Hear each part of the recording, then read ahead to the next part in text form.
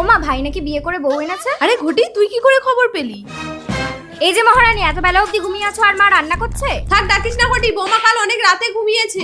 ওমা, বাড়ির বউ এত বেলা অবধি ঘুমিয়ে থাকলে বাড়িতে লক্ষ্মী থাকে? দূর হয় লক্ষ্মী ছাড়ি। তুই লক্ষ্মী ছাড়ি নিজের বাড়ি ছেড়ে এখানে এসে মাতাব্বরি করছিস কেন? চুপ করো না গো। এ ভাই, তুই বিয়ে করে কি বউয়ের ভেরুয়া হয়েছিস নাকি? বউয়ের আঁচলে তলায় ঢোক। দিদি, ওর কথা কিছু মনে করো না। এই, তুই আমাকে একদম ছুবি না। ঘটি, ও সবাইকে ছেড়ে আমাদেরকে আপন করে এই বাড়িতে এসেছে, তাই ওর অধিকার এই বাড়িতে বেশি। কি করে ওর অধিকার বেশি? বাবার নামে বাড়ি, দুই ভাই বোনের সমান ভাগ হবে। তোর বিয়ের সময় বাবা 5 লাখ টাকা দেনা করে এই বাড়ি বন্ধক রেখে মরেছে, আমি খেটে খেটে শোধ করেছি। হোক, তবুও তুমি তোমার দিদিকে সমান ভাগ দেবে। দেখ, কিছু দেখে শেখ।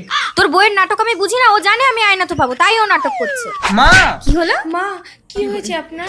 বাবা মরে যাওয়ার পর বাড়িটা এখন মায়ের নামে। এই সুযোগে মায়ের সেবা করে বাড়িটা আমার নামে লিখিয়ে নিতে হবে। মা, দিবা মাকে একটু দেখো, আমি এক্ষুনি ডাক্তারকে ডেকে আনছি। এই তো সত্য, আমার মাকে একদম ছবি না। মা, তোমার মায়ের দুটো কিডনি ড্যামেজ হয়ে গেছে। এই মুহূর্তে তোমরা যদি কেউ একটা কিডনি দিতে পারো তবেই তোমার মাকে বাঁচানো সম্ভব হবে। ডাক্তারবাবু, আমি কিডনি দেবো মাকে। না, আমার মাকে আমি দেবো কিডনি। ভেরি নাইস, এখানে একটা সই করো। মা, তুমি ভালো হয়ে এই বাড়িটা আমার নামে লিখে দেবে তো? বাড়িটা তো অনেক আগেই আমি তোর ভাইয়ের নামে লিখে দিয়েছি ঘটি। ডাক্তার বাবু, আমি কিডনি দিতে পারবো না, আমার শরীরটা ভীষণ খারাপ। ঠিক আছে ডাক্তারবাবু, আমি কিডনি দেবো, দিন সই করে দিচ্ছি।